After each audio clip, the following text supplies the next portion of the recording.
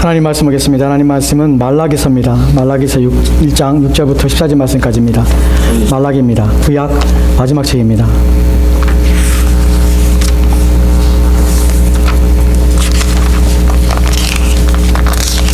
말라기서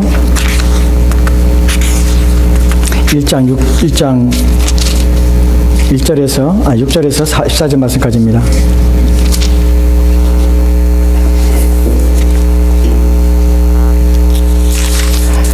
찾으신 자 우리 앉으시고 기도하도록 합시다. 제가 먼저 6절 말씀 봉독하겠습니다.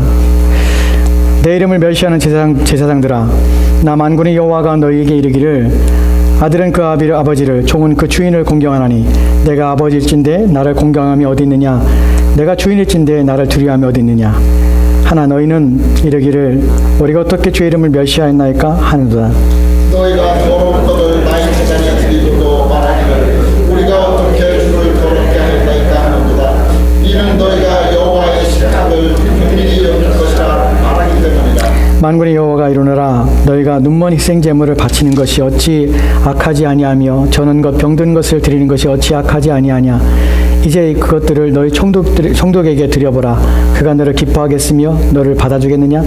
만군의 여호와가 이르노라, 너희는 다 하나님께 은혜를 구하면서 우리를 불쌍히 여기서 하여라.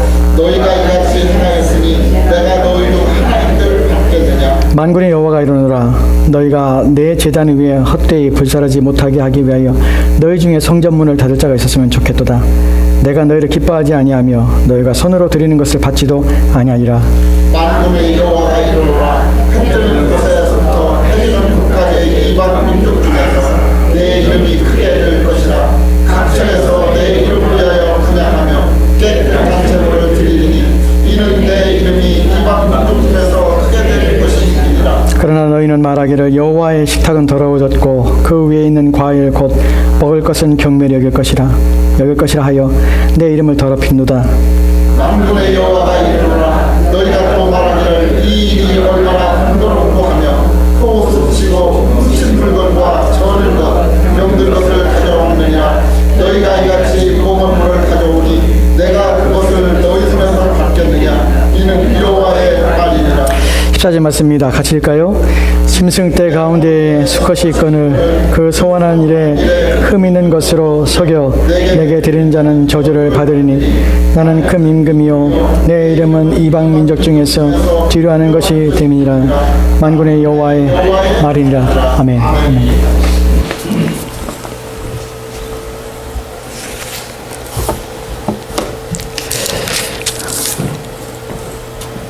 본문을 읽기만 했는데도 가슴이 뭉클합니다. 우리가 지난 시간에 살펴봤던 내용은 영적인 정서와 영적인 거룩한 감정들을 회복하라는 것을 말씀을 드렸습니다. 그렇지 않으면 신앙생활이 어려워집니다. 또한 성경에서는 우리 가운데 그런 영적인 정서를 분명히 주신다고 말씀하십니다. 그래서 여러분에게 말씀을 통하여 제안하고 여러분들에게 권면했던 것이 무엇이냐면 여러분들 하나님께 은혜를 구하십시오. 그리고 하나님께 불쌍히 해달라고 하나님께 청하십시오 라는 말씀을 드렸습니다.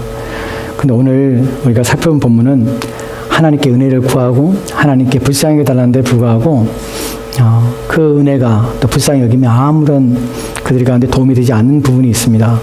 그래서 다시 이 말씀을 여러분에게 드립니다.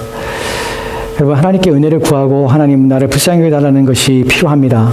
그런데요, 하나님께 은혜를 구하고 하나님 나를 불쌍히 해달라고 여러분이 아무리 기도해도 그 은혜를 구함이 헛되고 또한 여러분이 불쌍히 해달라는 것이 아무런 의미 없는 것이 될 수 있습니다. 그래서 오늘 본문에서 왜 그런 경우가 있는가 하는 부분을 좀 살펴보려고 합니다. 오늘 본문에 우리가 첫 번째 살펴볼 본문은 9절 말씀입니다. 9절 말씀을 제가 읽어드리겠습니다. 만군의 여호와가 이르노라, 너희는 나 하나님께 은혜를 구하면서 우리를 불쌍히 여기서 하여보라. 너희가 이같이 행하였으니 내가 너희 중에 하나님들 받겠느냐. 아멘. 아멘. 하나님께서 말씀하십니다. 너희는 나 하나님께 은혜를 구하면서 우리를 불쌍히 여기소서 하여보라. 본문에서 은혜를 구하고 있고요, 우리를 불쌍히 여기서 한다고 합니다. 은혜를 구하고 또 우리를 불쌍히 여기서 하는데 지금 이 본문은 기도란 단어가 없을 뿐이지 사실 기도하고 있는 것입니다. 하나님께 은혜를 베푸소서, 나에게 은혜를 베푸소서, 나를 불쌍히 여기서 라고 말하고 있는 것입니다. 그런데 하나님께서 이 기도에 대하여 아무런 반응하지 않습니다. 사실 우리가 본문을 보면 은혜를 구하는 것이나 또한 불쌍히 여기다라는 태도와 또한 그 간절함이 부족해서 하나님께 듣지 않는가라고 생각할 수 있습니다. 그런데 본문은 전혀 그렇지 않습니다. 하나님께 은혜를 구하는데요. 구한다는 단어가 본문에서는 간절하다는 의미가 함께 포함하고 있습니다. 애타는 것이에요. 은혜가 이들의 가운데 애탑니다. 간절합니다. 그래서 꼭 있어야 되기 때문에 이들은 사모해서 그것을 계속해서 구하고 있는 것이에요. 또한 본문에서 불쌍히 여기다는 표현은 불쌍히 여긴다는 것이 허리를 구부린다는 표현입니다. 그러니까 왕 앞에 청함이 있어서 허리를 구부리며 자신에게 베풀어 달라고 겸손함으로 서 있는 것입니다. 자기에게 무엇인가를 얻어내기 위한, 받기 위한 자신의 태도와 자신의 자세를 가지고 있는 것입니다. 그렇기 때문에 이들의 은혜를 베푸소서 불쌍히 여기소라는 그 구하는 태도와 자세는 전혀 문제가 될 것이 없습니다. 이들은 간절함도 가지고 있고요. 또 겸비함도 가지고 있어서 겸손하게 하고 있습니다. 그런 태도를 보이고 있습니다. 그런데 본문에서 보면 하나님께서 왜 이들의 기도에 응답하지 않는가 하는 부분에서 마지막 구절에 이렇게 말하고 있습니다. 내가 너희 중 하나인들 받겠느냐라고 합니다. 내가 너희들 중에 하나인들 받겠냐 하면 하나도 받지 않겠다는 표현이지요. 하나도 받지 않고 다 거절하겠다는 것입니다. 왜 이렇게 겸손한 태도로 그리고 간절함으로 나가는데 불구하고 하나님께서는 왜 이들의 기도에 응답하지 않는 것일까요? 왜 이들을 은혜를 베푸시고 이들을 불쌍히 여기지 않는 것일까요? 하나님 너무 냉정하지 않습니까? 내가 이 정도 했으면 하나님 들어주셔야 되지 않습니까? 내가 이 정도 성의를 베풀었으면 하나님 응답하지 않습니까? 라고 생각할 수 있습니다. 본문에 보면은 무엇을 이들이 구하는지는 정확히 나오지 않고 있습니다. 그냥 은혜를 구한다는 표현을 쓰고 있죠. 근데 본문에서 한 단어가 힌트가 있는데요. 그것이 뭐냐면 만군의 여호와께서 이르시기를 너희는 나 하나님께라는 표현을 씁니다. 근데 하나님이란 단어가요. 신이란 단어가 히브리어에 보면은 엘로힘이란 단어가 있을 뿐만 아니라 하나님의 이름이 각기 다른 상황 속에서 불려지게 되는 것을 보게 됩니다. 여러분 만군이란 표현 쓸 때 누군가 하나님 만군의 하나님 하고 기도한다는 것은 그 사람은 전쟁을 앞두거나 어떤 싸움을 앞두고 있을 때에 만군의 하나님 부릅니다. 왜냐하면 만군이란 표현은 천군 천사를 거느리시고 전쟁에 임하신 하나님이기 때문에 그래요. 그 만군의 하나님이라고 기도할 때 그 하나님은 우리를 앞서 나가 싸우시고 우리를 대신해서 대적을 상대하시는 분이에요. 또한 우리가 여호와 하나님이라는 표현을 쓸 때 여호와라는 의미 속에서는 영원히 스스로 존재하시는 분일 뿐만 아니라 변하지 않기 때문에 언제나 언약 관계 속에서 자신의 백성들을 보호하시며 그 언약을 지키신다는 하나님의 의미가 내포되어 있습니다. 그래서 여호와 하나님 나를 불쌍히 여기소서라고 구할 때 하나님께서는 어떻게 그걸 받아들이시냐면 하나님의 약속을 우리 가운데 시행하시고 약속을 지켜주신 하나님이에요. 그래서 우리는 하나님의 약속을 지켜달라고 할 때 여호와 하나님이라는 표현을 씁니다. 근데 본문의 단어는요. 너희가 나 하나님께라는 표현 속에 하나님은 엘이라는 단어입니다. 이 단어는 어떤 뜻이냐면 이 단어는 전능하신 하나님이에요. 그러니까 전능이라고 표현할 때 전능하신 하나님이라고 기도할 때에 우리의 기도의 내용이 무엇인지를 생각해 볼 수 있습니다. 전능하신 분의 무엇인가 행해야 될 일이 있다는 것이에요. 불가능이 없는 그분의 능력이 내게 필요한 것이에요. 무엇인가 내 인생 가운데, 내 삶들 가운데 그분이 하셔야 될, 그분이 이루실 수 있는 그 일들이 내게 이루어졌으면 하는 바람이 그 마음 가운데 있는 것이에요. 그래서 전능하신 하나님이라는 표현을 쓰는 것이에요. 이들은 지금 무엇인가 하나님의 능력이 필요합니다. 그 능력이 그들 가운데 원하는 어떤 것을 이루어지기를 원하고 있는 것이에요. 그런데 하나님께서는 그들의 그런 간절함과 또한 그들의 그 애절함에 대하여 하나님 외면하고 계시고 하나님 받지 않는 것입니다. 그리고 하시는 말씀이 너희 중에 하나인들 내가 받겠니라는 표현을 씁니다. 이런 본문에서 받겠냐는 표현은 완곡어법입니다. 한글 성경에서는 부드럽게 표현되는데 직역하면 어떤 의미냐면 그가 그의 얼굴을 들어 올린다는 표현이. 이 말이 무슨 말인지 아십니까? 왜 이런 단어를 쓰냐면 당시에 이 하나인들 받겠냐는 표현 속에는 백성이 지금 왕을 만나러 왔습니다. 그리고 왕 앞에 지금 부복하여 있습니다. 백성이 왕의 얼굴을 꼿꼿이 들고 왕의 얼굴을 바라보며 왕 앞에 나가시는 것은 아닙니다. 백성은 왕 앞에 있을 때에 머리를 조아리고 왕 앞에 나갑니다. 고개를 들지 못합니다. 그리고 그 앞에 부북하여 무릎을 꿇습니다. 언제까지 고개를 들지 못하냐면 왕이 말할 때까지 고개를 들지 못하는 것이에요. 왕이 이제 말을 합니다. 너는 내 얼굴을 내게 들라. 이 말을 할 때에 그는 고개를 들고 왕 앞에 말할 수 있는 것이에요. 즉 그가 그의 얼굴을 든다는 표현은 이제 나를 봐도 된다는 말이고 왕이 이제 너의 말을 듣겠다는 의미예요. 근데 지금 너희 중 하나인들 내가 받겠느냐라는 말은 왕이 그의 얼굴을 들지 않는 것이에요. 그리고 그 숙인 채 그는 왕의 얼굴을 한 번도 보지 못한 채 왕 앞에 물러나가는 것이에요. 여러분, 이것이 본문에서의 의미입니다. 하나님은 그 앞에 나가서 하나님, 내가 지금 간절합니다. 내가 지금 절박합니다. 내가 필요한 것들을 지금 하나님께서 들어줬으면 좋겠습니다. 라고 머리를 구아리고 허리를 구부리고 있지만 그 왕인 하나님은 그의 얼굴을 들지 않을 뿐만 아니라 그냥 물리치시다는 것이에요. 돌아가라는 것이에요. 이는 왕의 얼굴을 한 번도 보지 못하고 돌아가는 것이에요. 여러분, 우리가 은혜를 달라고 우리를 불쌍히 해달라고 말하는데 왕의 얼굴을 한 번도 보지 못하고 그 자리에 물러나셨다는 사실을 기억하십시오. 이 부분이 왜 그럴까 하는 부분이에요. 은혜를 구하고 하나님 나를 불쌍히 해달라는데도 불구하고 우리는 왕을 아뢰지 못하고 그 자리에 떠나오게 됩니다. 그리고 한 번도 왕의 얼굴을 보지 못하고 우리는 우리의 기도가 쓰레기같이 버릴 수도 있다는 사실입니다. 왜 그러면 하나님은 이렇게 냉정하실까요? 왜 하나님께서는 그들의 기도에 대하여 반응하지 않는 것일까요? 이들의 모습을 보면 8절 말씀에 이들이 어떻게 하나님의 행하는지를 보게 됩니다. 8절 말씀입니다. 같이 읽겠습니다. 시작. 만군의 여호와가 이르노라 너희가 눈먼 희생자물을 바치는 것이 어찌 악하지 아니하며 저는 것 병든 것을 드리는 것이 어찌 악하지 아니하냐.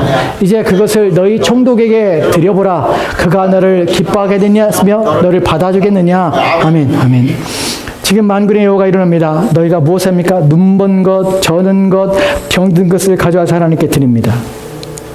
그리고 이것을 기뻐 받으십시오라고 말하는 것이에요. 이 본문에서 하나님께서 아주 상식적이고 아주 일반적인 비유를 듭니다. 너희 총독에게 너희가 내게 드리는 것처럼 그런 것들을 갖다 줘봐라.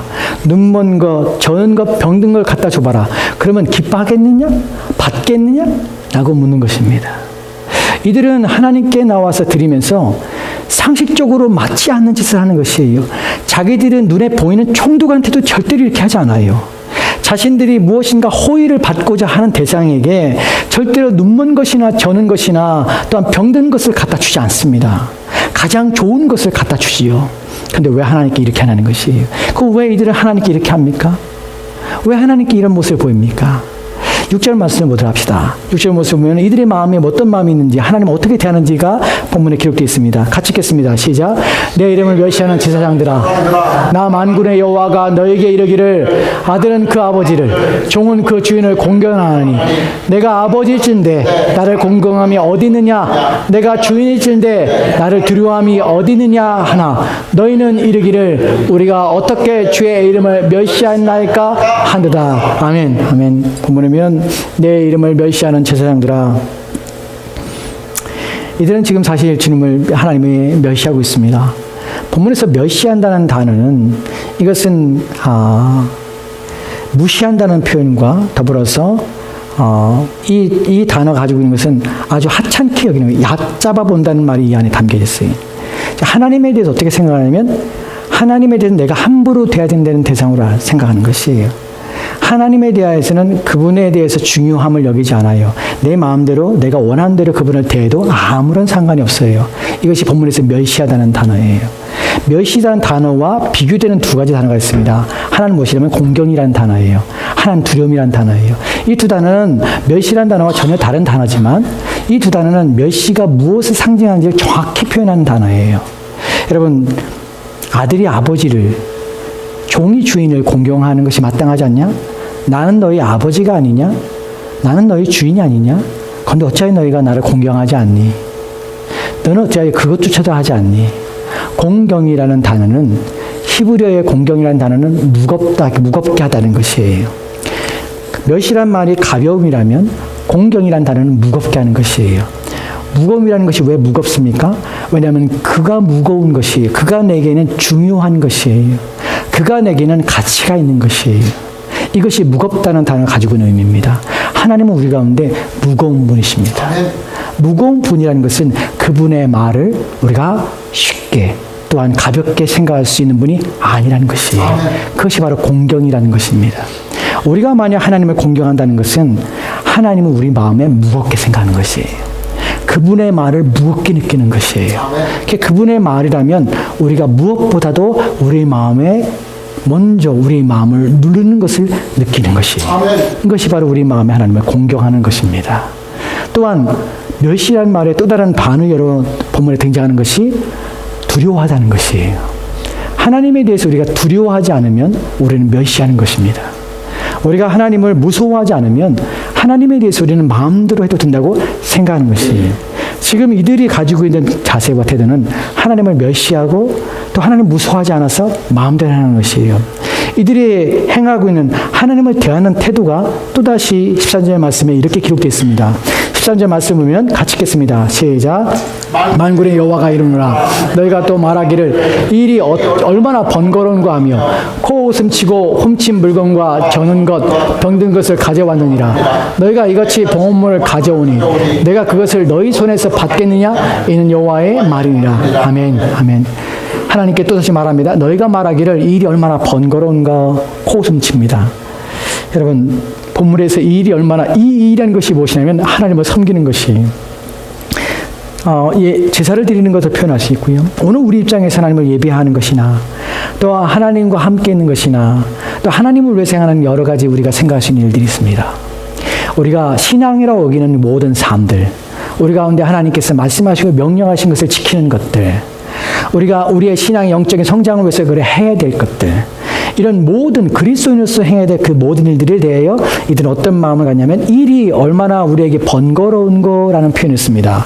한글에서 번거로운 거라는 것이 가지고 있는 것이 뭐냐면 귀찮게 하다는 것이, 나를 피곤하게 한다는 것이, 정말 귀찮아 죽겠어요. 하나님은 뭐 이것까지 하라고 그러지? 하나님을 예배하는 것이 얼마나 번거로워, 얼마나 귀찮게 하는 것이야, 나를 얼마나 피곤하게 해, 나를 신경질 나게 하고 나를 짜증나게 하는 것이야 라고 마음이 있는 것이. 여러분 사람의 속의 마음에 무슨 마음인지 어떻게 알겠습니까 우리가? 근데 중요한 것은 하나님께서는 아신다는 것이에요. 그분은 우리의 내면을 감찰하시고요, 우리의 마음과 생각이 어떠한지를 다 아세요. 우리가 표현하지 않지만, 이들이 지금 마음에 표현하지 않지만 입 밖에 내지지 않았어요. 하나님께 제사물을 가져오면서 이들은 상한 것, 병든 것, 저는 가지고 하나 앞에 나왔습니다. 심지어는 훔친 걸 가지고 나왔고요. 심지어 거는 거짓말하며 또한 도둑질한 것을 가지고 하나님 앞에 드립니다.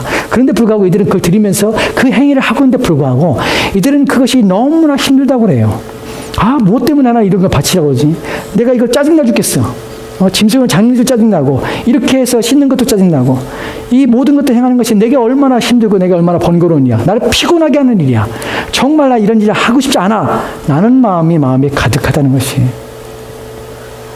이 마음이 무엇을 만들어내냐면 그들로 하여금 하나님을 미워하며 하나님을 함부로 대하도록 행하는 행동들을 만들어낸 것이에요.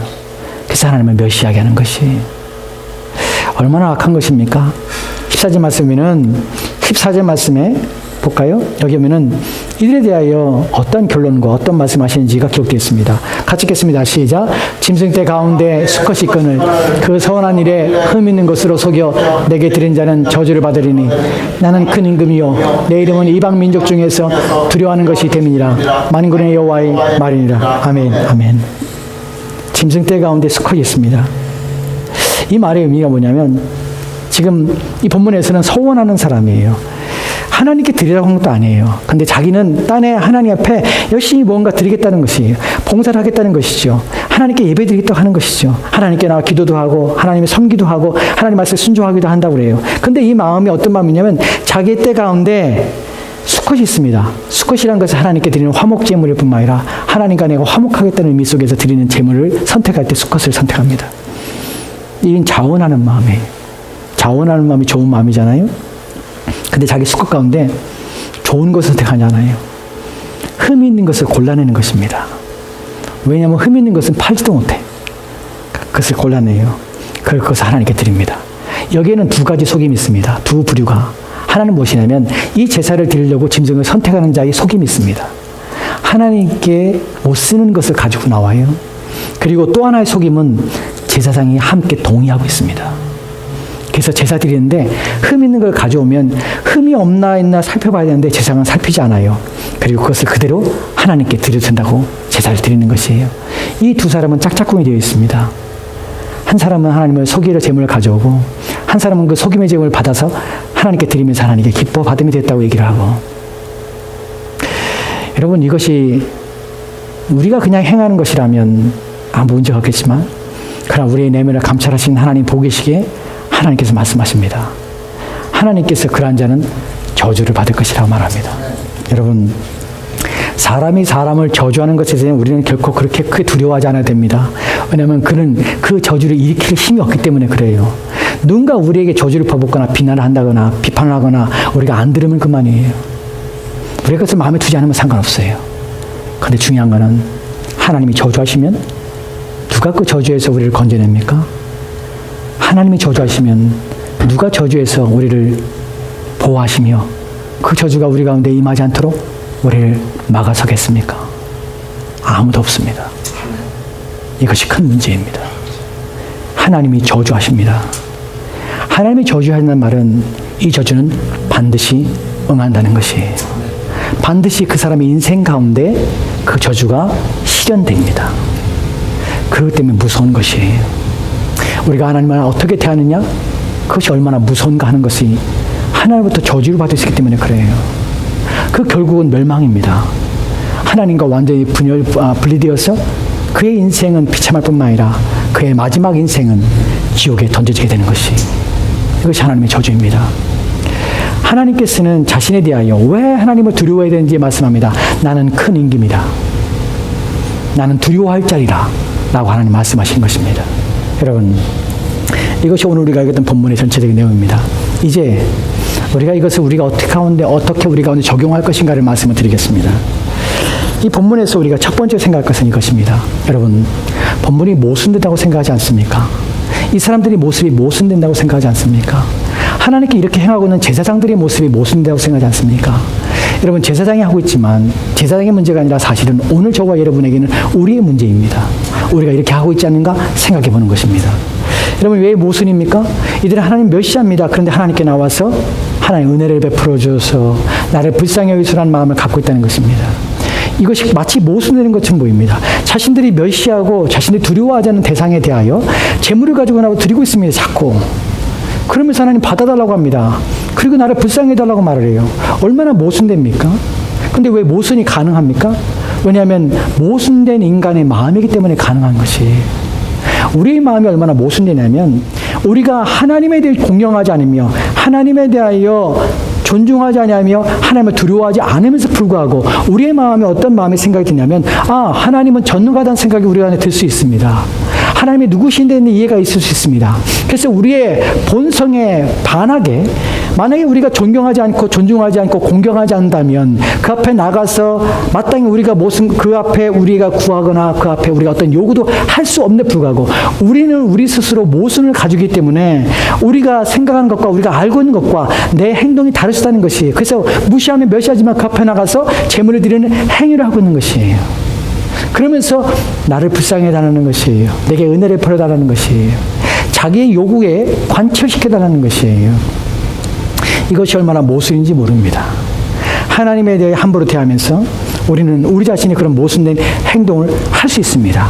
여러분이 하나님 앞에 나와서 이들이 하는 것처럼 내게 은혜를 주셔서 나를 불쌍히 여기셔서 라고 말하셨습니다. 심지어는 하나님 멸시하면서 말입니다.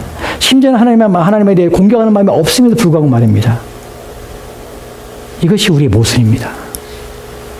우리 어떻게 그럴 수 있습니까? 하나님께 은혜를 구하고 기도하며 나오고 하나님께 예배하러 나오고 하나님을 섬기며 하나님 말씀대로 하나님 뜻으로 모든 일을 하는데 불구하고 우리는 모순되게 우리 마음속에서는 전혀 하나님과 관계없이 하나님에 대해 전혀 두려움 없이 우리의 마음대로 하나님을 조종하며 우리의 마음대로 하나님께 내 요구하는 것을 얻어낼 수 있다고 생각한다는 것. 그것이 우리의 왜곡되고 또한 우리의 모순된 우리의 마음입니다. 이것이 잘못입니다. 그럴 수 없다는 것이. 두 번째 문제는 우리 가운데 기도에 대한 문제입니다. 본문에서 이들은 하나님께 나와서 청하고 있습니다. 불쌍히 여겨달라고, 은혜를 베풀어달라고 기도하고 있습니다. 근데 이 기도에 있어서 우리는 기도가 우리의 간절함만 있으면 된다고 생각합니다. 우리의 자세와 태도만, 우리가 머리를 조아리고 몸을 구부려서, 또 우리가 두 손을 모으고 눈을 감고, 우리가 하나님 앞에 나와서 우리 시간을 들여서 오랫동안 앉아서 우리가 얘기하는 것 하나님께 간절함으로, 애타는 마음으로, 또한 더 뜨거움으로, 또한 우리의 속에 있는 이 모든 힘을 다하여서 하나님께 우리의 필요를 요청하면 그것이 기도가 되고 그것이 응답을 받았다고 생각하지만, 여러분, 기도는 우리 내면의 간절함과 우리 내면의 어떤 열정과 우리 내면의 어떤 사모함으로 말미암아 그 기도가 참된 기도가 되거나 응답받는 기도가 아니란 사실입니다. 기도는 간절함의 문제가 아닙니다. 간절함이 없어야 된다는 말이 아닙니다. 그러나 간절함 이상의 것이어야 한다는 것입니다. 간절함이 무엇을 위한 간절함이 되어야 하냐는 문제입니다. 하나님을 멸시하면서 그 마음에 하나님을 공경함이 없으면서 여러분이 어떤 간절함, 하나님 이건 돼야 됩니다. 전능하신 하나님, 못하신 것이 없는 하나님, 불가능이 없는 하나님, 제발 이것은 돼야 됩니다라는 간절함으로 여러분이 외친다 해서 그 기도가 결코 응답되지 않는다는 사실입니다. 기도는 여러분이 하나님과의 관계가 회복되지 않으면 어떠한 간절함과 어떠한 애절함에도 여러분의 마음, 여러분의 인생에서 어떤 절박함을 가지고 하나님 앞에 구한다 할지라도 하나님께서 응답하지 않습니다. 기도는 간절함 이상의 것입니다. 다른 것이 있어야 합니다. 세 번째로는 하나님께서는 우리 가운데 최상의 것을 요구한다는 사실을 기억하십시오. 눈먼 것, 저는 것, 병든 것, 훔친 것, 속이는 것, 하나님이 기뻐하지 않습니다. 하나님께서 우리 가운데 요구하시는 것은 최상의 것, 최고의 것을 요구하십니다. 왜이십니까? 하나님은 크신 하나님이라고 합니다. 여러분, 왜 크신 하나님이라고 하신지 아십니까? 하나님이 크신 하나님이라는 것을 다르게 해석하면 이런 의미입니다. 하나님은 만왕의 왕이십니다. 이 말은 왕 중에, 이 땅에 존재하는 왕 중에서 최고의 왕이시며, 또한 그분은 만주의 주이십니다. 주라고 불려지는 사람 중에서 가장 주가 되신 분이 바로 우리 하나님이십니다. 그렇다면 우리가 하나님께 드려야 될 것이 무엇이겠습니까? 최상의 것을 하나님께 드려야 하는 것입니다. 최고의 것을 하나님께 드려야 합니다. 이 최고의 것과 최상의 것에 대해 하나님께서 레위기 10장 3절 말씀에 이렇게 우리 가운데 말씀한 것을 보게 됩니다. 같이 읽을까요? 같이 읽겠습니다. 시작. 모세가 아론에게 이르되 이는 여호와의 말씀이라. 이르시기를 나는 너를 가까이 아는 중에 중에서 내 거룩함을 나타내겠고 온 백성 앞에서 내 영광을 나타내리라 하셨으니 아론이 잠잠하니. 아멘. 본문이 여러분 어떤 의미인지 아십니까? 본문은 9장에서 위임식이 있었습니다. 대제사장과 제사장이 세워진 것이, 첫 번째 대제사장과 대제사장이 세워진 것이 이제 하나님을 예배할 자리에 세워진 것이에요. 10장에서 1절 2절에서 두 사람이 죽습니다. 누구냐면 대제사장이었던 아론의 아들들이 죽어요. 첫째 아들이었던 홈니와 비나스가, 둘째 아들인 비나스가 죽습니다. 한 날 한시에 죽어요. 왜 죽으냐면 하나님을 예배하다 죽어요. 어찌 그럴 수 있습니까? 아침이 되었습니다. 이제 하나님께 나와서 제사장만이 할 수 있는, 다른 사람은 전혀 할 수 없는 제사장만이 할 수 있는 일을 합니다. 얼마나 거룩한 자리에 부름받았습니까? 그 수많은 사람들 가운데 유독 하나님께서 택하셔서 뽑으신 사람들입니다. 하나님을 섬기도록. 얼마나 거룩한 일입니까? 이제 아침이 되어서 하나님께 분향하러 나갔습니다. 분향단에다가 이제 거기다 향을 놓고 이제 불을 담기 시작합니다. 근데 그 불을 담을 때에 하나님께서 내리신, 하늘에서 내리신 거룩한 불을 담아야 되는데 이들은 그날 다른 생각을 했습니다. 그리고 귀찮은지 또는 어떤 마음이 들었는지 알지 못하지만, 물론 본문에서는 하나의 힌트가 있습니다. 이들은 술에 취한 것 같습니다. 저는 그 다음에 나오는 것이 술 취하지 말라는 본문이 나오거든요. 총신이 이상했습니다. 그리고 이들은 하나님에 대해서 가볍게 생각했습니다. 이 불이나 똑같은 불이야. 그런데 무엇이 다를까? 하나님께서 이 불을 드려야 하지만 이들은 자신들이 생각하는 불을 귀찮아서 때로는 뭐 그렇게까지 라는 생각으로 자신이 만든 불을 담았습니다. 그리고 그거 가지고 성소에, 하나님 계신 성소에 들어갔습니다. 그리고 분양하는 순간 하나님께 그들을 주셨습니다. 동시에 아론의 아들들이 함께 죽었습니다. 아론은 얼마나 비참할까요? 그 일이 있고 나서 하나님께서 모세를 통해서 아론에게 바로 말씀하신 것입니다. 여러분, 이 날은 지금 제사장으로 임명된 다음 날, 얼마 되지 않은 날 아침에 일어났던 일입니다. 그리고 그날 아론은 자신의 두 아들을 죽은 상태에서 모세에게 이 말을 듣는 것입니다. 모세가 아론에게 이르되 이는 여호와의 말씀에 이르시기를 나는 나를 가까이 하는 자 중에서 내 거룩함을 나타내고 온 백성 앞에서 내 영광을 나타내라 하셨느니라. 아론이 잠잠하니. 아론이 아무 말도 하지 못했습니다. 자기 아들이 죽었는데 아론이 아무 말 하지 못합니다. 모세가 말합니다. 너희의 머리를 풀지 말라. 슬퍼하지 말라. 옷을 찢지 말라. 이거는 거역합니다. 그들이 왜 죽었는지 생각하라. 본문에서 하나님께 그들을 왜 죽였을까요? 나는 나를 가까이 하는 자에게서 나의 거룩함을 나타내겠고 온 백성에서 나의 영광을 나타내리라. 이런 이 말씀의 의미는 두 가지 의미가 있습니다. 하나는 나는 나를 가까이 하는 자에게 나를 거룩히 여김을 받아야 되겠다.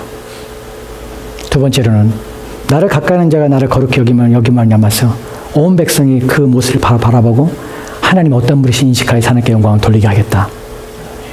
여러분, 하나님을 가까이 하는 자에게 하나님께서 거룩히 여김을 받으셔야 합니다. 아멘. 왜냐하면 그래야 하나님이 하나님 되시기 때문에 그렇습니다. 누가 하나님을 알 수 있습니까? 어떻게 사람들이 하나님을 알 수 있습니까? 그들은 성경도 모르고 하나님 누구신지 알지 못합니다. 누굴 통하여 압니까? 하나님을 가까이 섬기는 자를 통하여 사람들은 하나님이 얼마나 두려우신 분이신지를 알게 됩니다. 그런데 하나님을 가까이 하는 자들이 하나님을 없이 여기며 멸시한다면 사람들이 하나님을 존중할까요? 오늘날 그리스도인들이 하나님을 가까이 하지 않으며 하나님을 높이지 않고 하나님 앞에 거룩한 삶을 살지 않는데 세상 사람들이 하나님에 대해서 알겠습니까? 여러분의 삶에서 거룩한 삶을 살고자 하는데 하나님을 두려워하지 않는데 여러분의 주변의 사람들이 여러분 바라보면서 하나님이 누구신지를 알기나 하겠습니까? 여러분이 하나님 멸시하며 하나님 말씀을 등한시하며 하나님 말씀을 우습게 여기는데 여러분의 자녀들이 여러분의 모습을 통하여 하나님이 누구신지를 생각이나 하겠습니까? 절대로 그렇게 못합니다. 절대로 그렇게 못합니다. 하나님 앞에 온 마음을 다하며 섬기지 않으면서 여러분의 자녀가 여러분을 통하여 하나님을 사랑하며 하나님을 높이며 하나님 앞에 거룩하라고 생각하시겠습니까? 가능하지 않습니다. 자녀들은 부모의 어깨를 보고 인생을 배운다 합니다. 자녀의 뒤를 보고 인생을 배우는 것입니다. 사람들은 그리스도인의 발자취를 보고 하나님을 배웁니다. 여러분이 하나님 앞에 거룩하고 살지 않는다면, 하나님 말씀에 순종하며 살지 않는다면, 하나님 멸시하며 우습게 여긴다면 사람들은 하나님을 우습게 여깁니다. 여러분이 하나님을 우습게 여기는 것에 세상 풍조에 대해서 비난하기 전에 왜 세상 사람들이 하나님을 멸시하고 교회를 우습게 여길까 생각하기 전에 저와 여러분이 하나님을 높이지 않고 하나님을 우습게 여기기 때문에 세상 사람들이 하나님을 우습게 여김을 아십시오. 문제는 저와 여러분이 하나님 앞에 거룩함을 회복하는 것입니다. 아멘. 하나님을 두려워하는 것입니다. 아멘. 하나님 앞에 바르게 살아야 됩니다. 이거 저와 여러분의 부르심입니다. 하나님은 우리 인생에서 최고의 것을 원하십니다. 우리는 최상의 것으로 하나님을 섬겨야 됩니다. 그것이 우리의 예배건 기도건 말씀을 배우는 일이건 또한 우리에게 주어진 섬김이건 봉사건 그것이 물질이건 무엇이건 하나님께서는 마땅히 우리의 인생에서 최상의 것을 받으시기에 합당하신 분이십니다. 아멘. 그것을 믿으신다면, 그렇게 여러분의 마음에 생각하신다면 하나님께 최상을 드리십시오. 최상의 것이라는 것은 중에서 우리가 생각할 수 있는 하나가 있습니다. 그것은 시편 51편 17절 말씀에는 이렇게 기록되어 있습니다. 같이 읽겠습니다. 시작. 하나님께서 구하시는 제사는 상한 심령이라. 하나님이여 상하고 통연한 마음을 주께서 멸시하지 아니하시리라. 아멘. 아멘. 그렇습니다. 하나님께서 구하시는 것은 여러분의 상한 마음입니다. 하나님 앞에 상한 마음이라는 것은 상하고 통해하는 마음이라고 표현되지만 이 상함은 다른 것에 의해서 마음이 상하는 것이 아니라 하나님 때문에 그렇습니다. 하나님과 함께 있고 하나님 닮고 싶은 마음입니다. 그리고 하나님을 알고 싶은 마음입니다. 그리고 하나님 뜻대로 살고 싶은 마음입니다. 그래야 주와 동행하고 싶고 주님을 기뻐하고 싶고 주님을 즐거워하고 싶어하는 마음입니다. 그것이 우리 마음을 슬프게 하는 것이에요. 하나님이 없음이 슬픔이고 하나님과 함께하지 못함이 우리 마음의 가슴 아픔입니다. 여러분, 이런 것에서 가슴이 찢어져 본 적이 있습니까? 내가 하나님과 함께 있지 않냐고 내가 하나님 말씀에 순종하지 못해서 그분의 거룩한 뜻을 내가 받들지 못해서 내 마음이 찢어져 본 적이 있습니까? 내가 하나님 앞에 순종하지 못해서 내가 하나님을 사랑하지 못해서 여러분 마음이 정말 가슴이 아파서 슬픈 적이 있습니까? 여러분, 그 마음이 통하는 마음입니다. 그 마음이 상한 마음입니다. 하나님이 여러분을 기뻐하시는 것은 다른 것이 아닙니다. 짐승을 끌고 가라는 것이 아닙니다. 여러분 인생에서 어떤 가장 좋은 것 중에서 여러분 인생에서 여러분의 재산을 다 하나님께 바치라는 것도 아닙니다. 하나님께서 여러분에게 원하시는 것은 상한 마음입니다. 하나님을 찾고 오지 않은 마음이 최상의 기쁨이요 하나님을 즐겁게 하며 만족시키는 것입니다. 여러분 마음에 하나님을 구하십시오. 여러분 마음에 하나님에 만족하십시오. 그것이 상한 마음입니다. 여러분, 조나단 에드워드가 쓴 책에 데이비드 브라이의 책을 여러분 읽고 계신 분이 계신 줄 압니다. 그 책에 보면은 이런 구절이 하나 나옵니다. 우리가 목요 기도회 때 말씀을 드린 적이 있는데, 데이비드 브레네더가 인디언들을 향하여 설교하고 있었습니다. 예배를 통하여서 막 설교를 하고 있는데 그 가운데 이런 말을 했습니다. 여러분 가운데는, 인디언 여러분 가운데는 제가 여러분들에게 여러분이 영원히 잘 됐으면 좋겠습니다. 여러분 영원히 복됐으면 좋겠습니다. 여러분 영원히 만족하며 행복했으면 좋겠습니다. 라고 말씀을 드렸습니다. 정말 여러분의 영혼이 행복했으면 좋겠습니다. 여러분의 영혼에 기쁨이 넘쳤으면 좋겠습니다. 라고 말씀을 드렸습니다. 그런데 여러분 가운데 어떤 이들은, 여러분 가운데는 내 영혼이 만족한 것이 무슨 소용이 있습니까? 내 영혼이 기쁜 것이 무슨 소용이 있습니까? 내 영혼이 행복한 것이 무슨 소용이 있습니까? 내 육체가 이렇게 힘들고 내 육체가 고난이 있다면, 내 육체가 어려움 가운데 있다면, 내 육체가 문제로 말미암아 힘든 가운데 있다면 내 영혼이 만족함이 무슨 소용이 있습니까? 라고 질문할 것입니다. 라고 말했습니다. 그러자 그 말이 끝나기 앞서 인디언들이 외칩니다. 물토라고 외칩니다. 여러분, 이 말이 무슨 말이냐면 인디언어로 아니요라는 말이에요. 아닙니다라는 말이에요. 무슨 말입니까? 당신들은 당신의 영혼의 복됨은, 영혼의 즐거움과 영혼의 만족에 대해서 아무것도 아니라 생각하고 여러분은 오직 육체의 만족 위에 사는 것이, 그것이 더 중요하지 않습니까? 라는 질문에 이들은 아니요라고 외치는 것이에요. 이들은 뭐라고 외치는지 아십니까? 아니요, 그렇지 않습니다. 나는 내 육체가 어떻게 돼도 나는 개의치 않습니다. 내가 주님과 함께 할 수만 있다면 내 육체의 상함이나 내 육체의 곤고함이나 내 육체의 괴로움이나 나는 아무런 상관이 없습니다. 나는 오직 주님과 함께 있는 것이 더 중요합니다라고 외친 것입니다. 여러분, 상한 마음이 무엇인지 아십니까? 바로 이런 외침입니다. 난 내 육체가 어떻게 돼도 상관없습니다, 주님. 내 육체가 현재의 고난 가운데, 여전히 내 육체가 괴로운 가운데, 곤고함 가운데, 어려움 가운데서도 나는 상관이 없습니다, 주님. 내 마음은 주님이 더 필요하며 난 주님과 함께 있는 것이 내 기쁨입니다. 이것이 내 마음입니다. 라는 것이 바로 통해하는 마음이요 상한 마음입니다.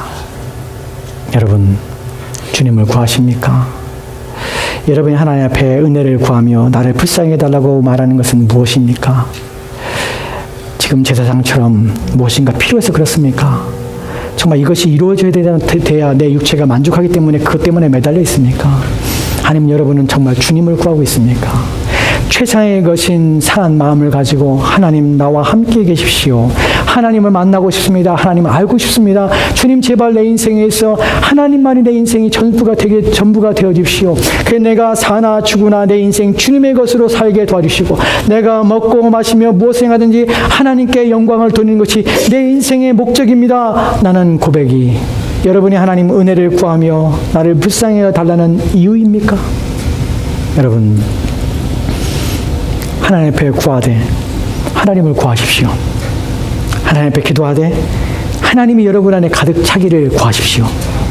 그것이 헛된 것처럼 보이지만, 의미 없는 것처럼 보이지만, 하나님이 정말 여러분 가운데 임하시기만 하면 여러분의 현재 속에 있는 문제는 아무것도 아니라는 사실을 기억하십시오.